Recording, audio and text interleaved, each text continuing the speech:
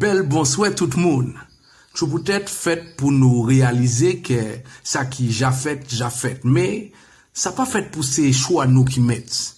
Est-ce ça nous ni en tête, ta nous, ou ça qui ta nous, pour qu'on pèse tête? Pas soude.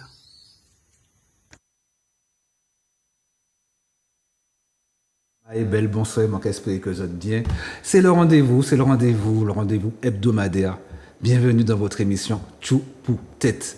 Émission, vous connaissez déjà, alternative, chercher des solutions, etc. Parler en profondeur de chez nous.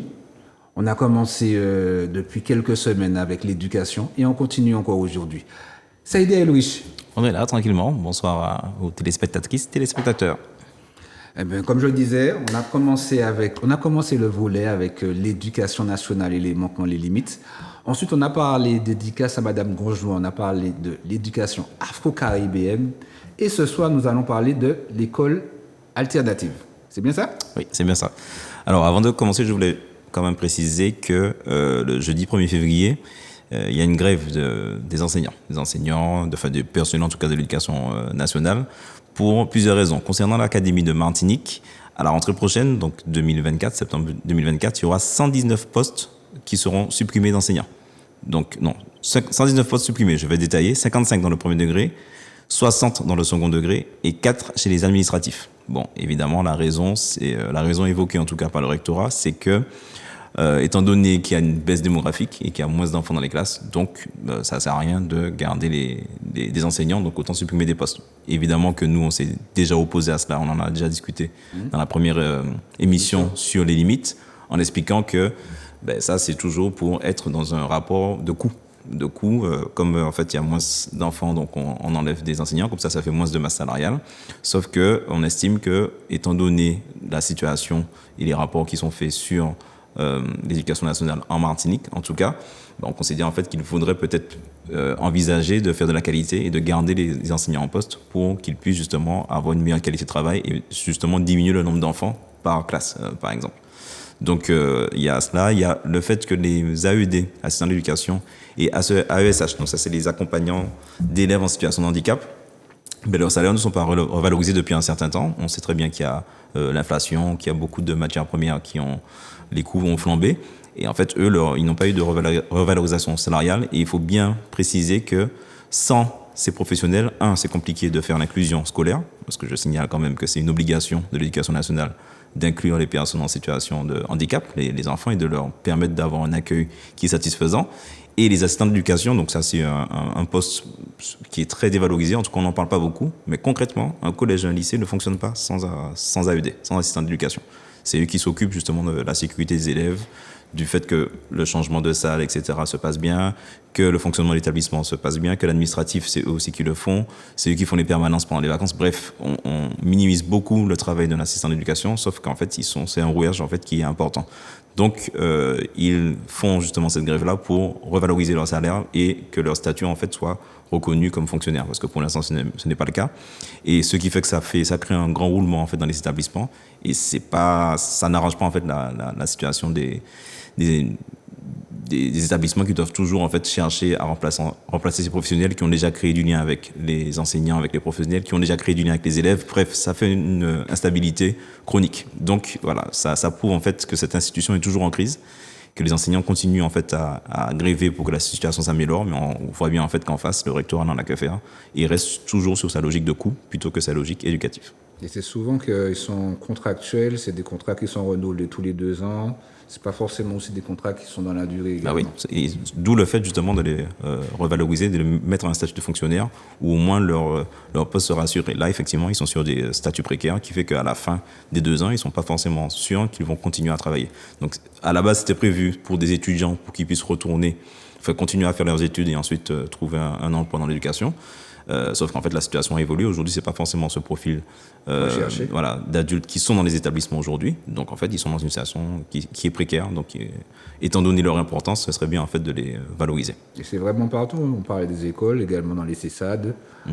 Voilà. Les CESAD d'ailleurs, il y a un CESAD qui est en grève en ce moment en Martinique, tout à fait, qui demande aussi une revalorisation salariale et des conditions de travail meilleures. Mais ça, en plus, Bon, c'est encore un autre champ, le champ du handicap, qui demande aussi un gros travail de fond à faire en Martinique. Il y a une qualité aussi par rapport à tous ces élèves-là qui sont dans une situation particulière. Donc, il faut qu'il y ait aussi une aide, une assistance pour ces jeunes. Oui. Donc, voilà. Donc, on a commencé l'émission. La thématique, nous allons parler aujourd'hui de l'école alternative. On a pu parler, comme je disais, on a pu parler des limites. On a pu parler de l'école caribéenne. Et cette fois-ci, c'est notre alternative encore. On va parler des écoles alternatives. Et pour cela, nous avons invité Madame Séverine Bataille. Comment allez-vous, Madame? Bonsoir, ça va. Bonsoir à tous. Eh bien, tout d'abord, merci d'avoir accepté l'invitation. Merci de m'avoir invité. Donc, nous allons parler de l'école alternative. Si tu peux te présenter. Alors, je suis Séverine Bataille. Je suis la directrice de l'école Montessori Les Petits Papillons, qui accueille les enfants de 2 à 15 ans et qui se trouve à Saint-Joseph. Donc, c'est une école, en fait, qui justement a adopté la pédagogie Montessori, notamment pour les plus jeunes, et arrivé au collège, en fait, en mixte. Voilà. C'est une école où on met en valeur, en fait, les enfants. Il y a une éducation bienveillante. On travaille la gestion des émotions. On travaille la communication aussi. La valorisation de soi et du patrimoine. Voilà. Où on est aussi en lien avec la nature. Donc, d'ailleurs, on se trouve, je dirais pas en pleine forêt, mais on est entouré de forêt. Voilà. Donc, voilà. Au moins, voilà, il y a du verre à côté, il y a pas de bitume. Il y a pas de bitume, mais il y a une route quand même. Oui, mais, tout à fait, la base. Voilà, on a aussi des animaux. Voilà. Il fait bon vivre. Il fait bon vivre. Alors, est-ce que tu peux nous préciser la tranche d'âge des enfants qui sont accueillis? Alors, nous accueillons les enfants de 2 ans à 15 ans. D'accord. 2 ans à 15 ans. Et quels sont les jours d'accueil? Le lundi, mardi, jeudi et vendredi. Et aussi pendant les vacances scolaires, nous faisons des accueils qui permettent en fait vraiment de mixer pédagogie Montessori et loisirs. Montessori, une école Montessori, ça veut dire quoi l'école Montessori? C'est quoi les fondements de l'école Montessori? Alors, la pédagogie Montessori vient de Maria Montessori, première femme médecin en Italie, qui, par rapport à l'observation des enfants et par rapport à ses recherches, a mis en place une pédagogie basée principalement en fait sur l'observation des enfants. Donc elle s'est rendue compte en observant les enfants qu'en mettant en place un milieu, donc elle avait plutôt des enfants qui étaient attardés en fait, donc qu'on mettait plutôt de côté, enfermés dans une pièce, on faisait rien avec eux en fait. Et donc en observant ces enfants, elle a remarqué, et en leur proposant du matériel, qu'ils avaient des capacités. Donc elle s'est donnée comme défi de faire ces enfants passer l'examen de fin de primaire. Alors, bien sûr, on s'est moqué d'elle, on s'est moqué des enfants. Donc ces enfants attardés sont allés passer l'examen de fin de primaire. Et non seulement l'ont réussi, mais ont eu des meilleurs résultats que les enfants dits normaux. Et c'est à ce moment-là qu'on a commencé à s'interroger sur sa pédagogie, donc parce qu'ils n'ont pas trouvé ça normal. Et c'est à ce moment-là qu'elle s'est dit qu'il ne faut pas s'interroger en fait sur ce que les enfants attardés avaient, mais plutôt en fait sur la manière d'enseigner aux enfants dits normaux. D'accord. Okay. Voilà. Donc et du coup c'est à partir de là qu'elle a commencé à transmettre sa pédagogie. Donc, elle a remarqué qu'il y avait des périodes sensibles chez les enfants et le matériel. Donc, je prends un exemple. Il y a la période sensible du langage, de la coordination du mouvement, de l'ordre. Et le matériel, en fait, le matériel de Montessori permet aux enfants, justement, de travailler tout ça à leur rythme. Donc, elle considère qu'un enfant a un esprit absorbant. Donc, avant 6 ans, l'enfant absorbe tout son milieu. Donc, c'est vrai que nos mimiques, tout est absorbé. Donc, nous devons faire attention à tout pour transmettre, en fait, ce qu'il y a à transmettre à nos enfants. Elle a mis en place aussi la pédagogie scientifique, qui se base en fait sur un environnement adapté. Donc c'est d'elle que vient les mobiliers à la taille des enfants. L'espace est lumineux, l'aménagement permet de la liberté de déplacement. Donc les enfants ne travaillent pas seulement sur des tables, en fait, ils sont aussi sur des tapis. Et le matériel mis à la disposition des enfants est un matériel concret, donc qui permet de travailler l'autodiscipline et l'auto-évaluation. Dans cette pédagogie, il y a aussi une dimension spirituelle. Donc par spirituel, j'entends vraiment la relation en fait de l'enfant, de l'homme, avec le tout, la nature dont nous faisons partie. Et pas se considérer comme étant supérieur aux animaux, supérieur aux plantes. Non, on fait partie de ce tout et il faut maintenir cet équilibre. Donc, D'accord, ok. Voilà. Donc là, c'est par rapport à l'école Montessori. Tu voulais rajouter quelque chose, Louis? Oui, alors, comme on l'avait dit dans l'émission, on l'a présenté rapidement sur l'éducation, Montessori fait partie en fait de ce qu'on appelle les pédagogues de la pédagogie nouvelle.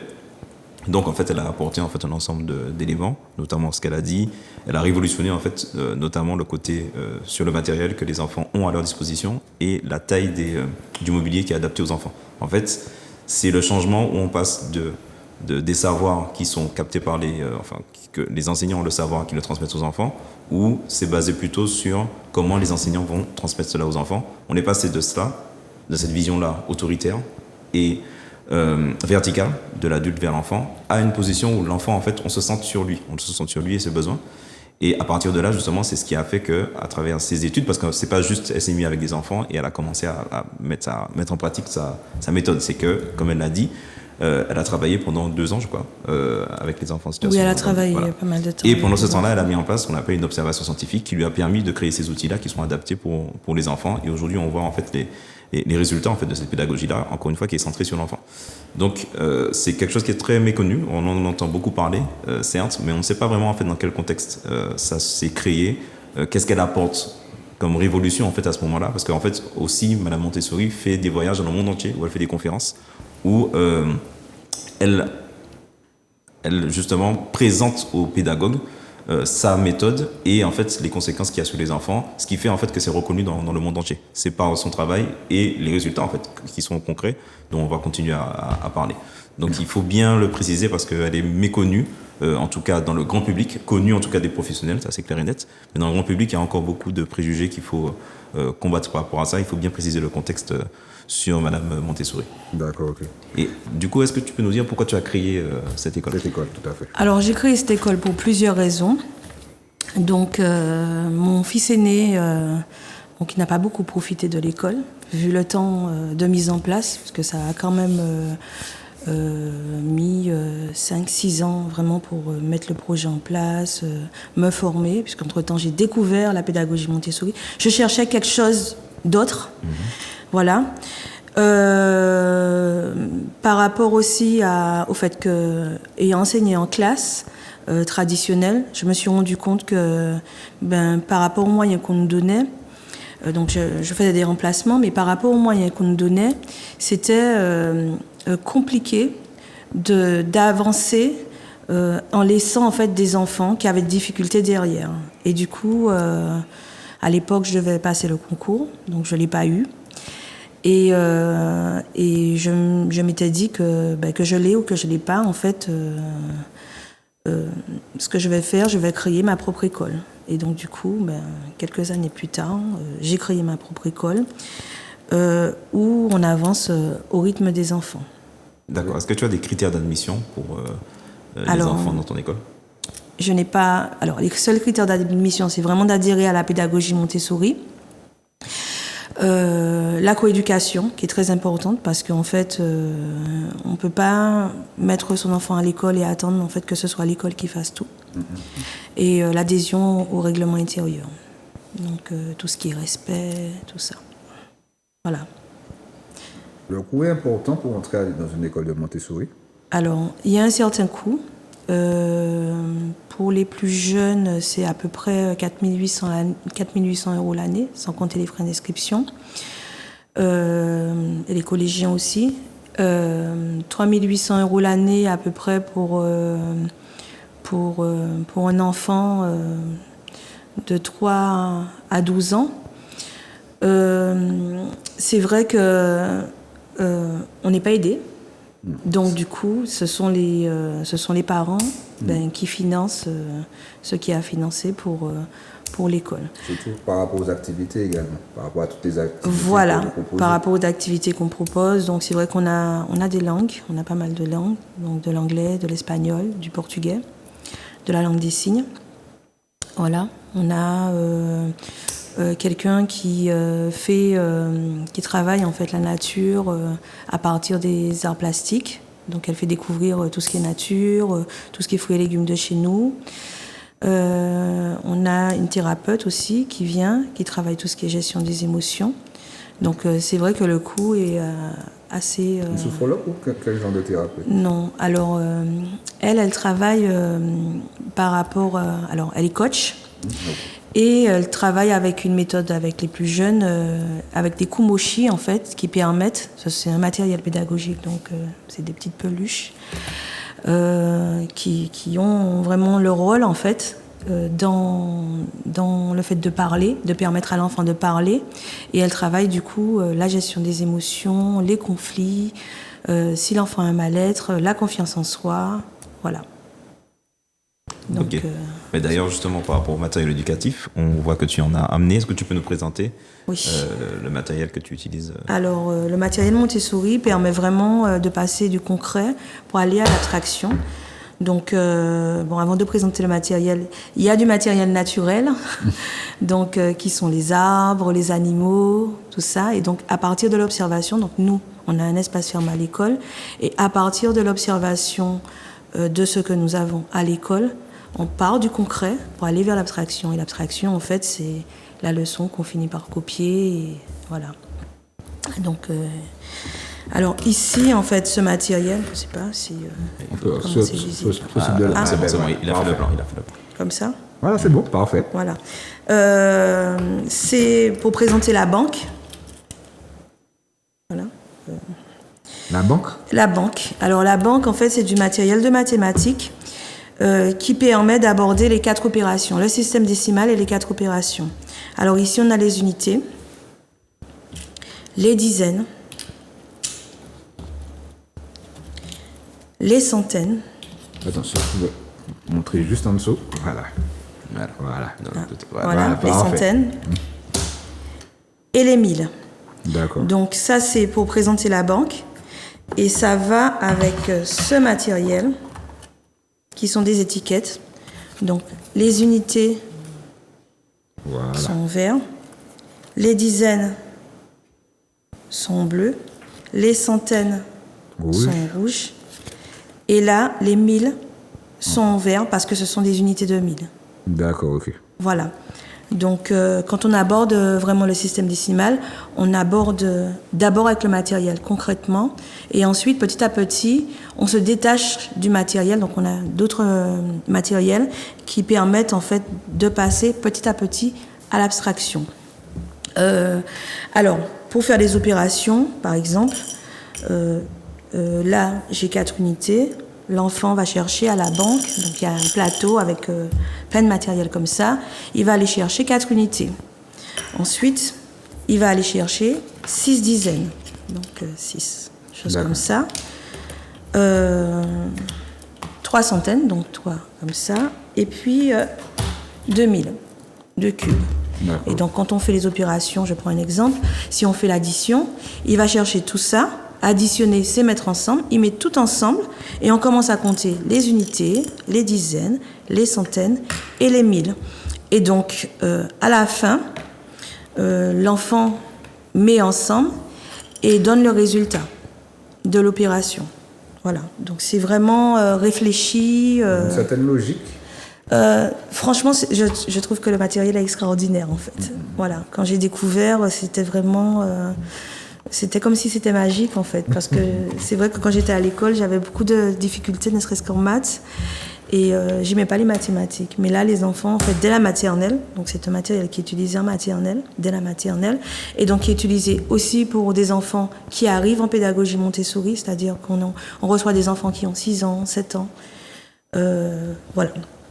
Donc, il y a ce matériel de la banque. Et donc, bien sûr, il y a le stylo 4 couleurs qui va avec, parce que lorsque les enfants font les opérations, donc au bout d'un moment, on passe aux couleurs. Ils utilisent les mêmes couleurs qui sont en fait sur les cartes. Et puis, un autre matériel que j'ai ramené, voilà, ce sont des lettres rugueuses. C'est une lettre rugueuse. Donc, en fait, à l'école, en fait, on n'apprend pas le nom des lettres au début, on apprend le son des lettres. Voilà. Donc, l'enfant a déjà, plus jeune, fait la différence entre lisse et rugueux. Et donc, en passant la main sur la matière, ça permet d'ancrer le savoir à l'intérieur de lui. Donc, l'objectif, c'est vraiment d'ancrer les choses. Donc, cette lettre-là, c'est le V. Et puis, au bout d'un moment, en fait, quand il a avancé dans l'apprentissage des lettres, on va passer aux lettres mobiles, avec des dictées muettes ou des mots que l'enfant va inventer. Alors, ici, il va dire... Alors, on va mettre une petite image. Alors, je n'ai pas l'image. L'image d'un petit sac, ou un petit sac en figurine. Et l'enfant va dire, il sait que c'est un sac, donc il va dire sac. Et donc il va se poser des questions. Sac. Ça prend en charge l'écriture. Donc pour ne pas permettre en fait de surcharge cognitive, il utilise les lettres mobiles. Donc il pose le s et A, ça fait sac. Voilà. Donc ça c'est qu'une partie du matériel que j'ai présenté. Sinon pour les plus petits, ils fonctionnent vraiment avec quand ils font des versets, des choses qui se cassent, de manière à ce qu'ils fassent attention. L'objectif, c'est vraiment de favoriser la concentration. Et les responsabiliser aussi. Voilà, les responsabiliser, mais vraiment favoriser la concentration parce que du coup, ils sont concentrés et ils sont obligés de faire attention en fait. Quand ils portent leur plateau et qu'il y a quelque chose qui se casse, des bols qui se cassent, favoriser aussi l'apprentissage de l'écriture. Par exemple, il y a une activité qui s'appelle presser l'éponge, où l'enfant vraiment prend l'éponge et presse l'éponge et passe d'un bol à l'autre. Et puis l'autonomie et les tâches ménagères aussi. J'ai l'impression que c'est une méthode très sensorielle. Alors oui, c'est très sensoriel. Il faut savoir que les enfants, en fait, avant 6 ans, apprennent par les sens. Voilà. Tout est intégré par les sens. Effectivement, emboîter, prendre des objets. Voilà, tout est intégré et donc du coup, il faut que les choses soient concrètes en fait, pour que le savoir, la connaissance puisse s'ancrer à l'intérieur d'eux. Voilà. Alors, je tenais à préciser et rajouter que c'est pendant 2 ans qu'elle a observé en tant que médecin et ensuite elle est passée en tant que pédagogue et a créé son école. Et du coup, qu'elle a gardé justement jusqu'à... Cette méthode? Non, elle a mis en place cette méthode dans une école. C'est pour ça qu'on la considère comme une grande pédagogue parce que au-delà de la théorie, elle a aussi pratiqué. Elle a fait des allers-retours toujours entre sa pratique et sa théorie et c'est ce qui fait en fait qu'elle est reconnue comme une grande pédagogue. Ça flirte avec la science? Non, ça ne flotte pas, c'est de la science. Justement.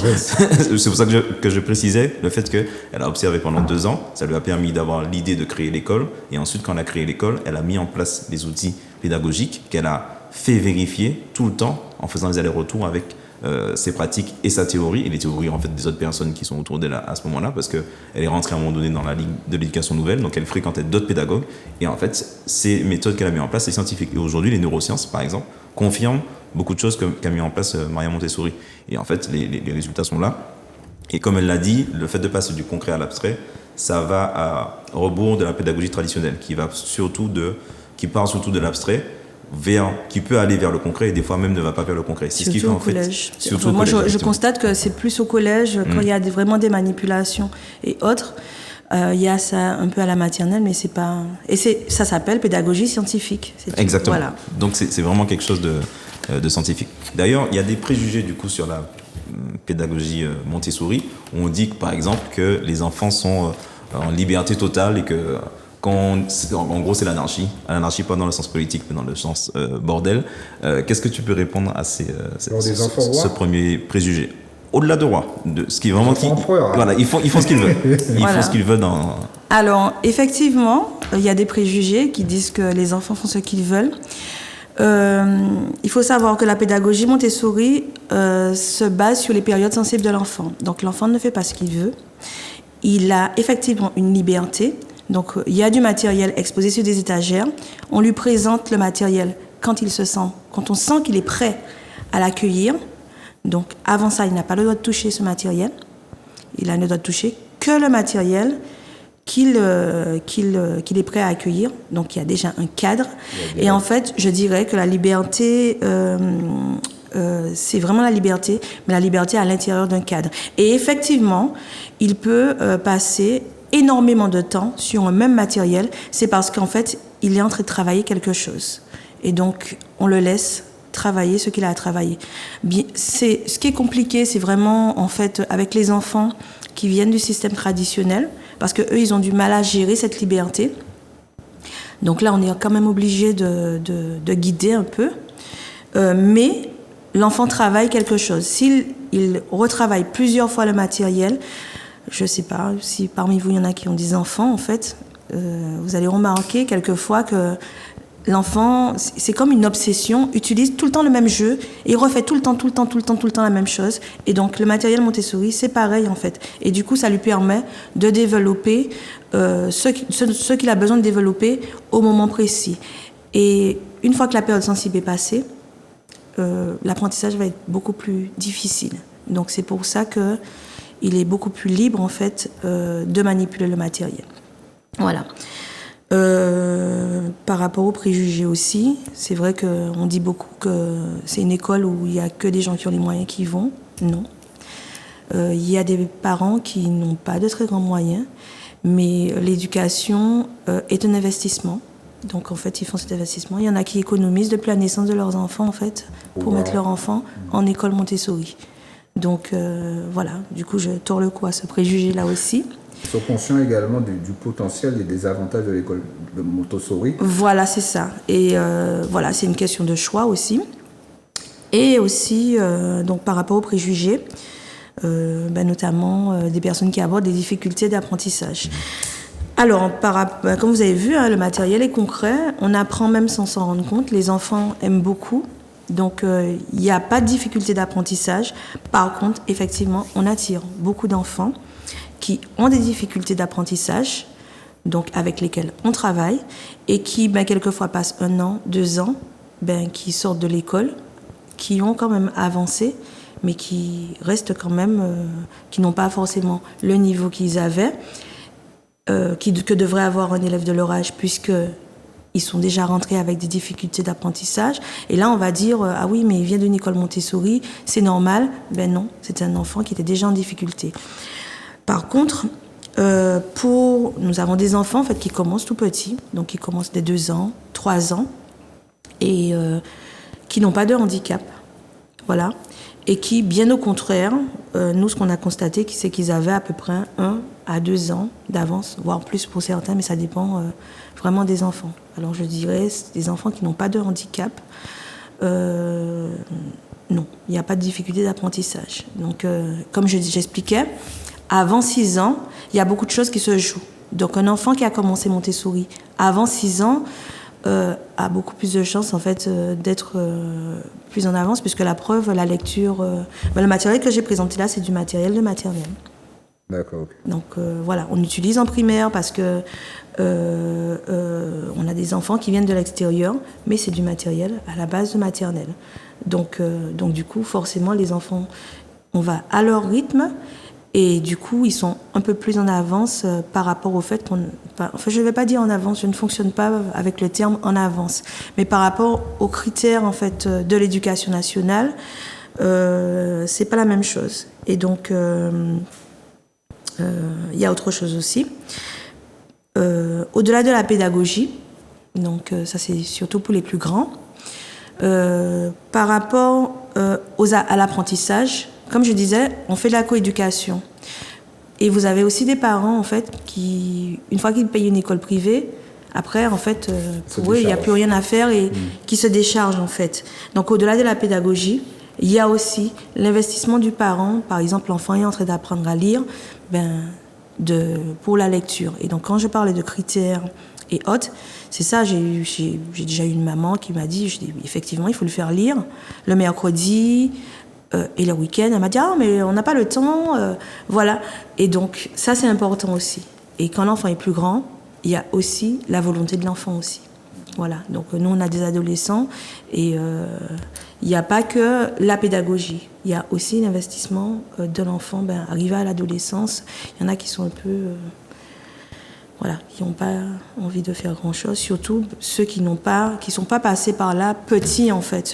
Moi, je remarque une différence entre ceux qui sont passés par là petits et ceux qui sont arrivés en cours de route. Et autre chose, donc par rapport à ça, c'est plus le retour, en fait, de stagiaires qui sont passés par l'école, qui disent que les enfants sont relativement disciplinés. Voilà. Donc... parce qu'il y a une autodiscipline, en fait. Donc, je ne dis pas qu'on les reprend jamais, mais il y a... Voilà. Il y a une responsabilisation des enfants.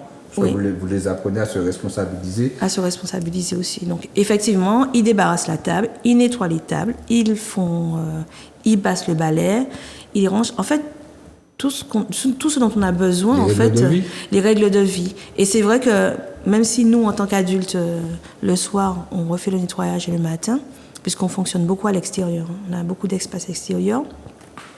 Mais le fait de faire ça, en fait, ça les responsabilise et c'est quand même moins sale que dans une école où, en fait, c'est quelqu'un d'autre qui fait à la place des enfants. On parlait d'extérieur, il y a des animaux. On a des animaux. Donc, voilà, on a des poules, des canards, lapins, cochons. Voilà. Donc voilà, et ce sont les enfants qui nourrissent ces animaux. Donc, du coup, le reste du repas, voilà. Là. Et donc, pareil, on travaille aussi le respect des animaux. Ils savent reconnaître aussi quand la poule va pondre, le cri de la poule. Ils observent aussi l'accouplement des animaux. Ça nous est déjà arrivé aussi d'observer, en fait, au-delà du travail qu'on a déjà fait avec la personne qui vient, vraiment, elle était venue avec des papillons ou autre.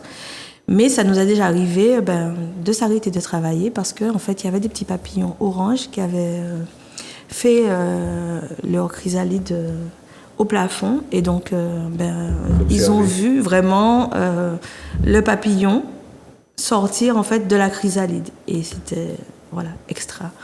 Il y a ce respect de l'écosystème, le respect de sa nature, le respect des animaux, comme tu nous expliquais.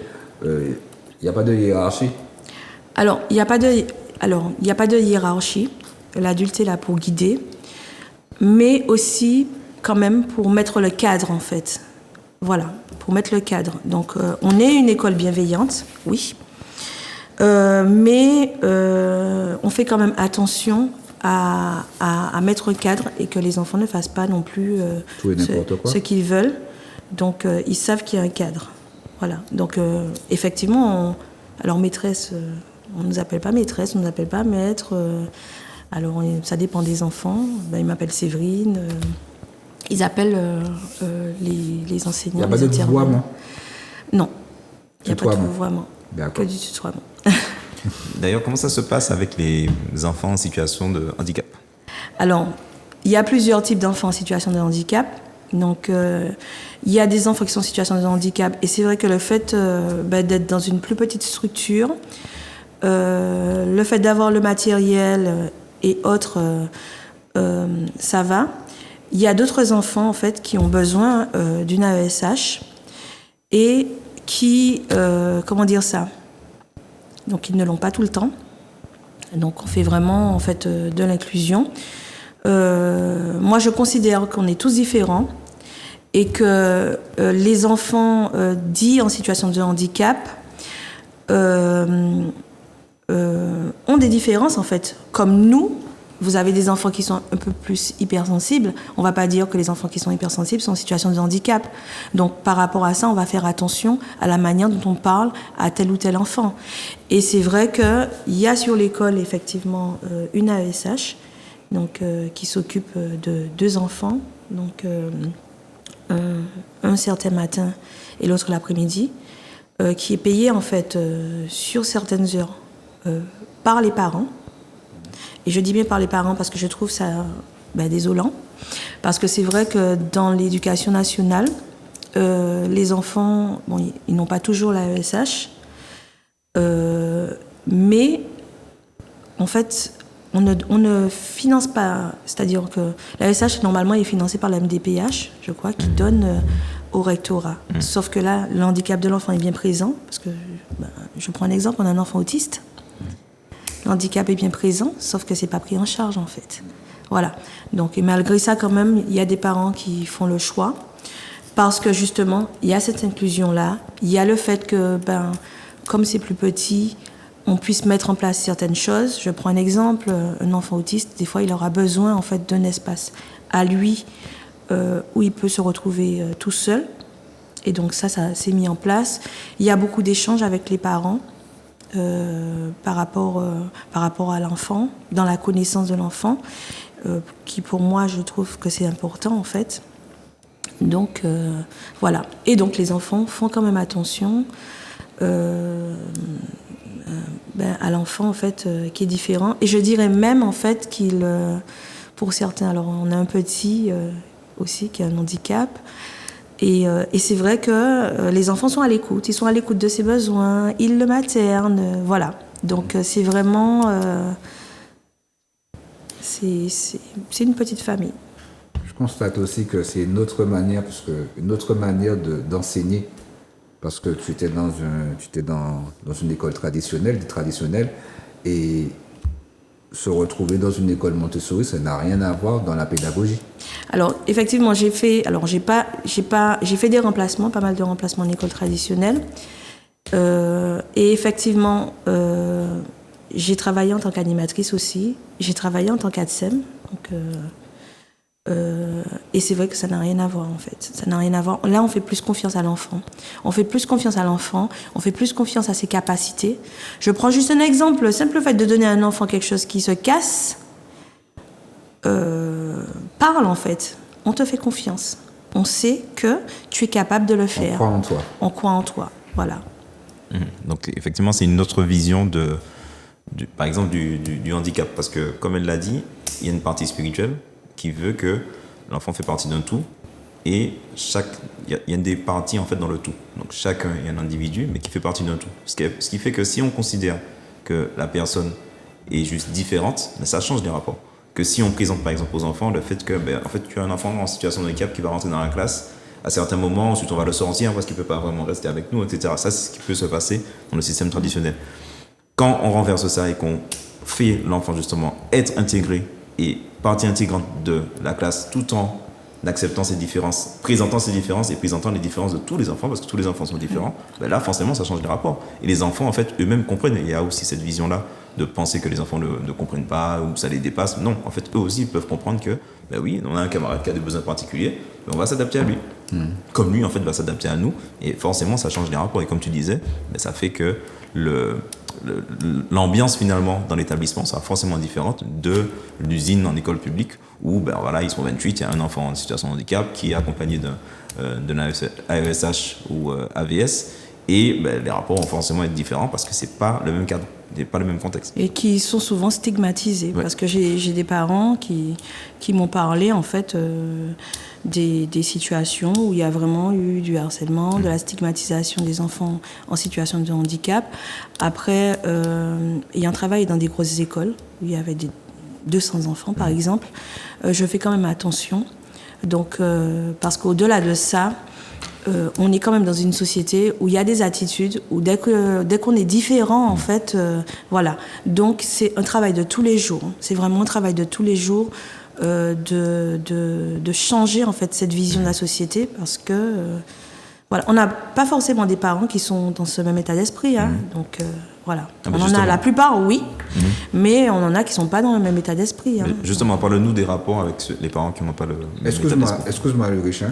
Je voulais faire la distinction parce que on a parlé de spirituel, c'est pas une école religieuse. Non, c'est pas du tout une école religieuse. Voilà. Quand on a parlé de la spiritualité, c'est vraiment le rapport au tout. C'est-à-dire qu'il y a un équilibre en fait. On fait partie d'un tout. C'est vrai qu'on n'est pas tout puissant.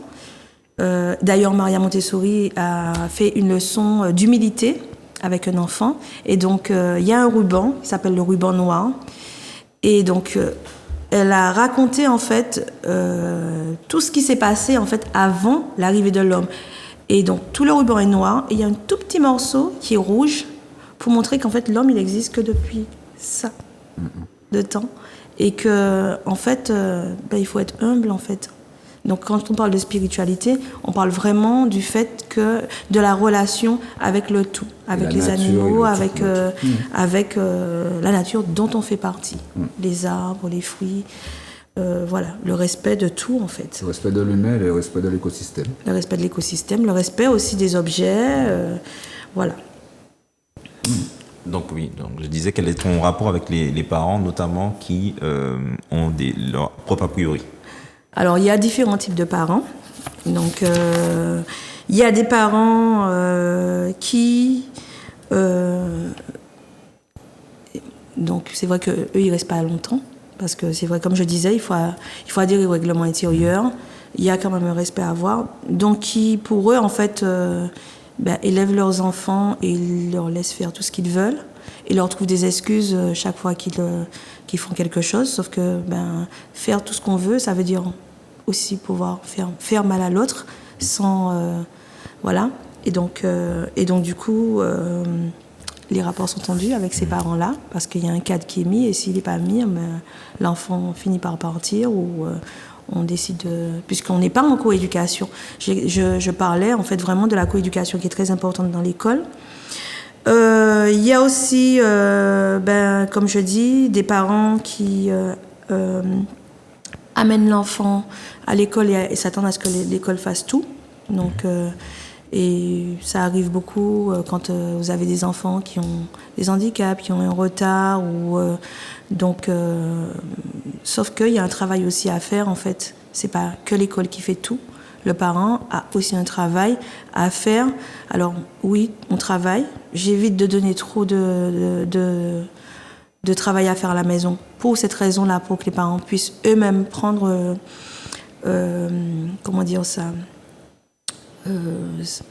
gérer par rapport à leurs possibilités. Donc, il y a des parents qui gèrent cette liberté, mais il y en a qui demandent des devoirs. Voilà, qui ont du mal. Et aussi, donc il y a des parents en fait qui fonctionnent en coéducation, donc la plupart, où on a vraiment de l'échange et autres. Et c'est vrai que j'écoute quand même les suggestions des parents. Donc, ce qu'on a mis en place cette année, qui va commencer le 9 février, c'est que l'année dernière on a déménagé, donc c'était un peu compliqué. On a mis en place un café parents où les parents en fait pourront échanger avec l'équipe sur la pédagogie parce que bien souvent il y en a qui ne connaissent pas vraiment, même si on a expliqué et autres, mais il y en a qui ne connaissent pas vraiment. Donc du coup il y aura un espace d'échange en fait pour savoir ce qui peut être mis en place, ce qui peut être amélioré parce qu'on n'est pas parfait. Donc il y a toujours des choses à améliorer. Chaque année, vous avez l'humilité de le dire. Voilà, oui, c'est vrai. Déjà reconnaître pour pouvoir s'améliorer. C'est ça, c'est ça. Parce que souvent il y a des établissements, même certains systèmes, ils n'auront pas, je dirais, l'humilité de se dire qu'on peut améliorer. Il y a des choses à améliorer. Voilà. Donc c'est vrai que je suis ouverte à ça. Et puis voilà. Et par rapport aux relations donc avec les parents, donc on explique par rapport à aux sanctions. Donc à l'école en fait, on n'a pas de punition, on a des sanctions qui sont réparatrices. Donc bien sûr, C'est quoi si une vous sanction avez... réparatrice? Alors, par exemple, vous avez un enfant, comme ça arrive, qui court et qui fait tomber un autre enfant. Mais comme il est tellement dans son besoin de courir, d'aller faire ce qu'il a fait, alors, ou il a fait attention, il a juste dit pardon et il est parti, ou, comment dire ça, ou il est parti en fait, il n'a même pas vu. Donc, du coup, on fait vraiment cette démarche en fait de faire l'enfant s'excuser. Et en plus de s'excuser, en fait, d'amener, d'accompagner en fait son camarade, se laver le visage, de le consoler en fait. La bienveillance. Voilà, c'est ça.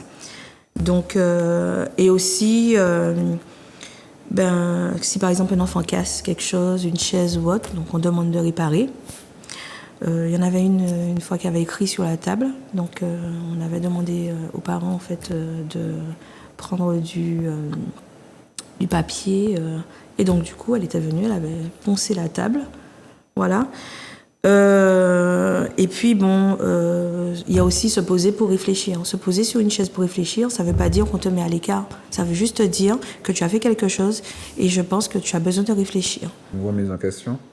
Voilà, c'est ça. Parce que si tu restes dans l'action, de toutes les façons, tu ne vas pas réfléchir à ce que tu as fait. Donc des fois, en fait, on passe par cette étape avant l'excuse, surtout quand l'enfant est trop énervé, en fait. Voilà. Bien sûr, quand il y a un danger immédiat, alors même si on est une école bienveillante, quand il y a un danger immédiat, je prends l'exemple d'une petite fille qui avait pris un poinçon, qui avait fait ça, on est obligé de tirer, en fait.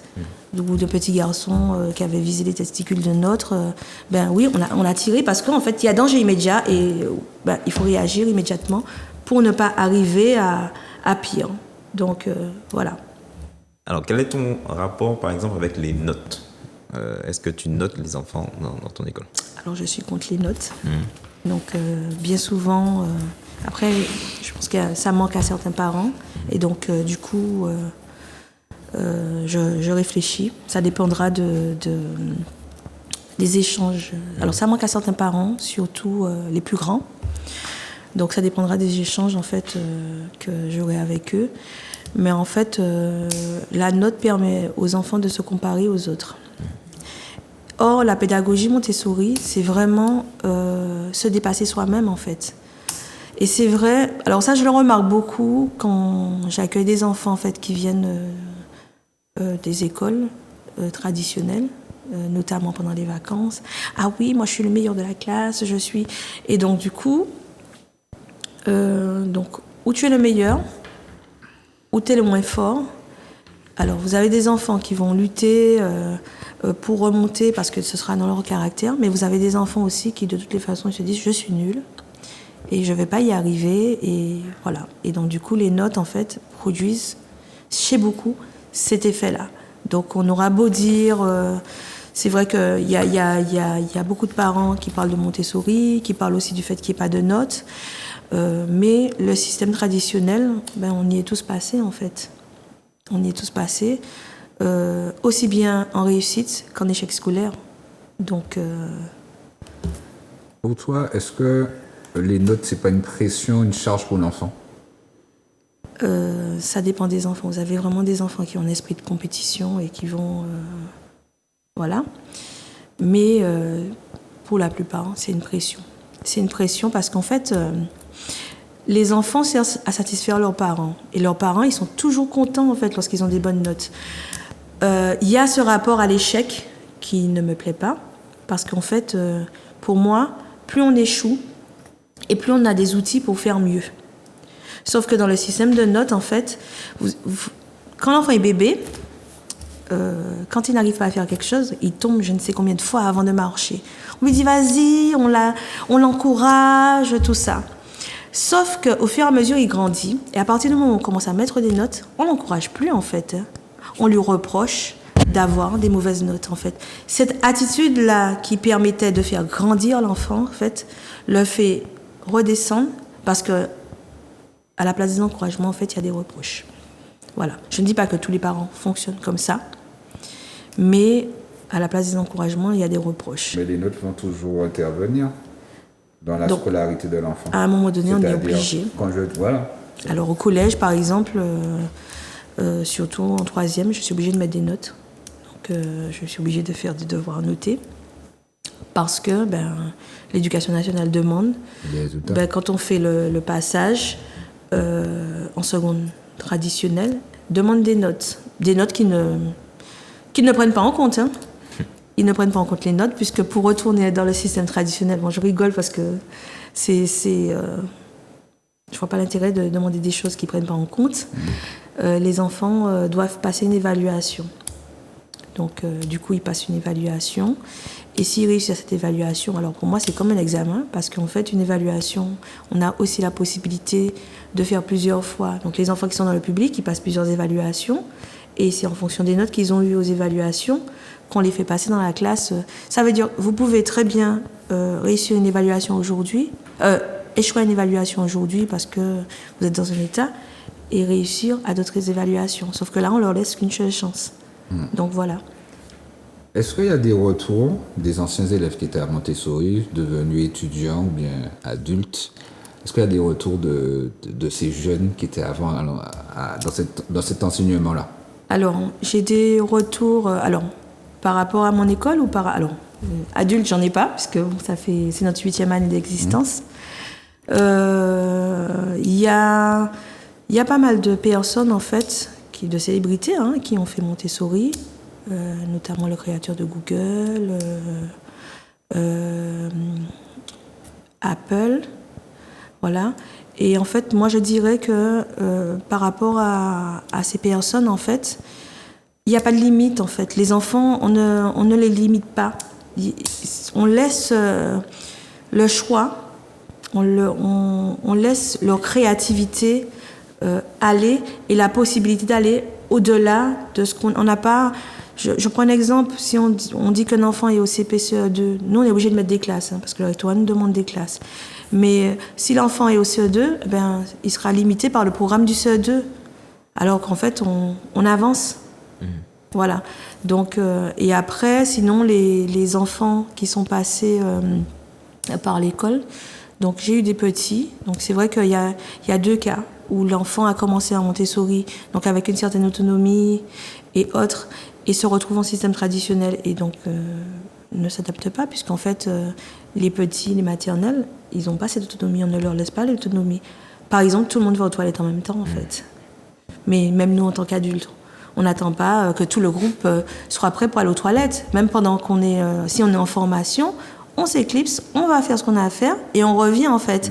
Donc ce que nous, on impose aux enfants, on ne le pratique pas, en fait. Donc voilà. Et donc du coup, sinon, des enfants qui sortent de maternelle, en général, ça se passe bien.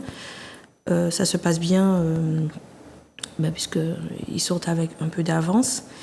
Et ça dépend de l'école dans laquelle ils vont, parce que quand les enfants ont de l'avance, par exemple, je prends un exemple, des enfants qui ont 1 an d'avance par rapport au système traditionnel, par rapport aux compétences que demande le système traditionnel, par exemple, qui sortent de maternelle et qui savent déjà lire, des fois, alors, si c'est une école où la directrice est compréhensive ou autre, là, on fait quand même l'effort, en fait, de tester l'enfant, comme j'ai eu, autant en école privée, surtout en école privée, qu'en école publique, ils ont testé les enfants et on a mis les enfants dans les classes où ils devaient être. Sauf qu'il y a des enfants, en fait, où, comment dire ça, on les a mis dans la classe, ils sont en grande section, on les met en grande section parce que même s'ils savent lire, on les met en grande section parce qu'ils ont l'âge de la grande section. On va un petit peu accélérer parce que l'émission va bientôt toucher à sa fin. Tu voulais poser une question aussi? Non, c'est sa conclusion. Du coup, qu'est-ce que tu pourrais dire comme mot de fin, en fait, pour faire une synthèse de tout ce qui concerne ton école? Alors pour moi, c'est vraiment le respect de l'enfant, le respect de son rythme, le respect de lui en tant qu'être, voilà, et la solidarité. Donc voilà, c'est une école où, comme je dis, on forme une petite famille. Et, on ne forme pas des citoyens. Alors, des citoyens, c'est-à-dire, y a de l'entraide, en fait. C'est une mini-société, en fait. Hein. Donc là, vraiment, on parle aussi de comment dire ça, pour moi, c'est plus représentatif de la société, puisqu'on a des classes d'âge. On n'a pas des classes où à 6 ans on est en telle classe, à 7 ans on est en telle classe. Les âges sont vraiment mélangés parce que dans la société, en fait, on travaille pas avec des gens de son âge, en fait. On travaille avec des gens de différents âges. Voilà. Ok, ah ben merci pour tout ce que tu nous as présenté. Et comme je dis souvent justement, que ce soit aux personnes que j'accueille en tant que professionnel ou à des amis ou des proches, de se poser la question de ce qu'on fait aux enfants, est-ce qu'ils auraient aimé qu'on leur fasse ces choses-là? Comme tu as dit, par exemple, c'est... Pour les toilettes. Imaginons qu'on va au travail et puis c'est à 9h30 que toute l'équipe va aux toilettes, ensuite on va plus aux toilettes. Si on n'accepte pas pour nous, c'est pas logique en fait qu'on puisse l'accepter pour les enfants. On l'accepte pour les enfants parce qu'on reste dans cet esprit d'oppression et de domination en fait de l'enfant et de son corps et de sa liberté. Donc c'est important en fait de travailler son autonomie et évidemment qu'un enfant qui a l'habitude d'être autonome, qui a l'habitude de prendre des décisions, de se responsabiliser, en fait il sera forcément plus à l'aise, en tout cas dans la société, parce qu'en fait il sera capable d'avoir des choix éclairés. Donc voilà, c'est ce que je veux dire en général. Donc n'oubliez pas que le lundi, après l'émission, on fait le débrief sur F-Media-du-bas en tout cas, Media 234 sur Instagram. Donc n'hésitez pas à vous connecter pour pouvoir échanger justement sur les écoles alternatives et voir en fait comment ça fonctionne, quelles questions en fait ou des remarques qu'ils avaient pour qu'on puisse apporter en fait des compléments d'information, et même des personnes qui ne sont pas d'accord, c'est intéressant qu'ils puissent venir pour qu'on puisse enrichir le débat et voir justement comment on peut construire une société éducative qui sera plus en adéquation avec le rythme des enfants. Moi, ce que j'ai pu constater pendant cette émission, c'est le respect. Le respect de l'humain, le respect de l'écosystème, le respect des enfants. Et je suppose que les gens qui sont dans l'équipe pédagogique, qui sont vraiment dévoués à leur tâche, parce que c'est j'ai envie de dire, un autre monde, un autre paradigme, une autre manière, une autre conception des choses. Donc, c'est intéressant. Merci de nous avoir appris tout ça ce soir. Mais sinon, j'espère que vous, téléspectateurs, téléspectatrices, que vous avez également pris plaisir à nous regarder ce soir, à avoir appris également l'école Montessori. Rendez-vous, comme Ulrich disait, juste après F-Media 234 pour le débrief. Sinon, le rendez-vous est pris à la semaine prochaine. Bonne soirée à vous. Bel bonsoir tout le monde.